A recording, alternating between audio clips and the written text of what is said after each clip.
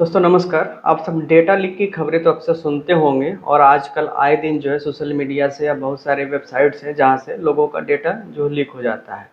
और data leak होना वास्तव में काफ़ी ज़्यादा चिंताजनक होता है, क्योंकि उसमें बहुत सारी पर्सनल इन्फॉर्मेशन, हमारी डिटेल्स, बायोमेट्रिक रिकॉर्ड से सारी चीज़ें उसमें होती हैं।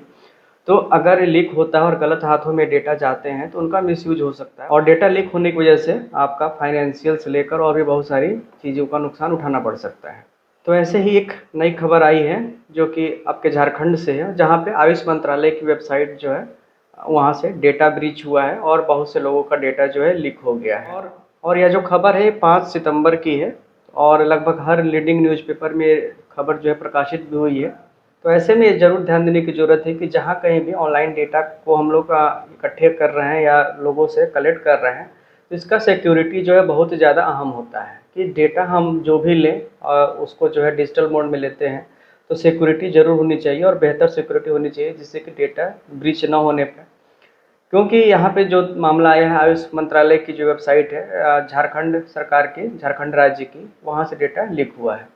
और रिपोर्ट में जो बताया गया है कि लगभग 3,20,000 मरीजों का और साथ में कुछ डॉक्टरों का भी डेटा लीक हुआ है। तो निश्चित रूप से चिंताजनक है और ऐसा नहीं होना चाहिए। इसके लिए जो भी गवर्नमेंट है इनको साइबर सिक्योरिटी पे विशेष ध्यान देना चाहिए कि डेटा लीक ना होने पाए, क्योंकि जितने मरीजों का हेल्थ संबंधी डेटा है, बायोमेट्रिक हो सकता है उसमें, मोबाइल नंबर, ईमेल, सारी चीज़ें उसमें लीक हो सकती हैं और कहीं ना कहीं इनका दुरुपयोग हो सकता है अगर ये डेटा गलत हाथों में जाए तो पूरी खबर आपको दिखाते हैं।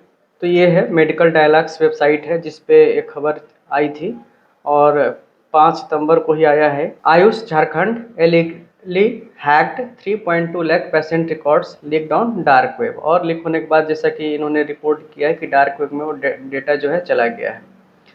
ये दूसरी खबर जो है ईटी की है, etgovernment.com, और इकोनॉमिक टाइम्स की रिपोर्ट है जो कि इंडिया टाइम्स ग्रुप का ही एक पेपर है।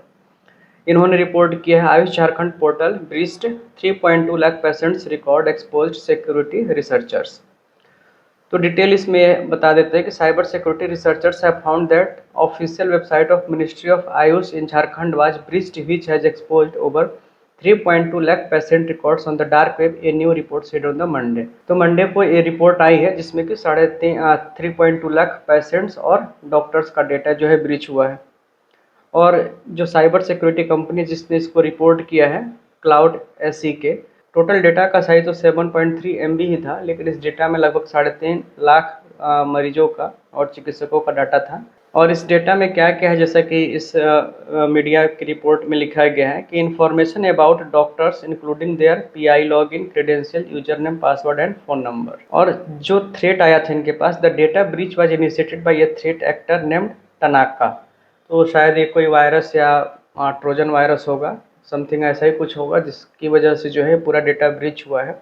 तो ऐसे ही ये सेम रिपोर्ट जो है CNBC आवाज़ पे भी आई है, CNBC TV 18 पे। Ministry of Ayush website in Jharkhand breached patient and doctors records exposed.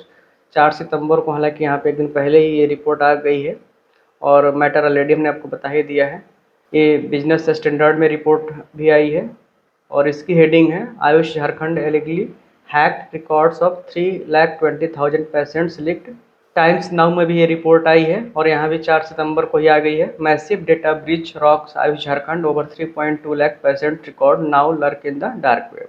तो जैसा कि इस रिपोर्ट में हमने बताया और लगभग जितने भी लीडिंग न्यूज़पेपर है सब में रिपोर्ट आई है, तो इसलिए जितने भी गवर्नमेंट्स हैं उनको ऑनलाइन डेटा की सिक्योरिटी पे विशेष ध्यान देना चाहिए। इसके लिए security expert, cyber security expert या पूरी इनकी टीम इस पे लगातार काम करनी चाहिए, जिससे कि डेटा ब्रीच ना होना पाए, क्योंकि इन सब के नुकसान बहुत ज़्यादा है और ऐसे दोबारा ऐसी चीज़ें ना हो, तो इसके लिए विशेष रूप से ध्यान देना चाहिए। और इसमें जितने भी साइबर सिक्योरिटी के एक्सपर्ट हैं उन सबको इस पर मिल के काम करना चाहिए कि डेटा लीक ना होने पाए।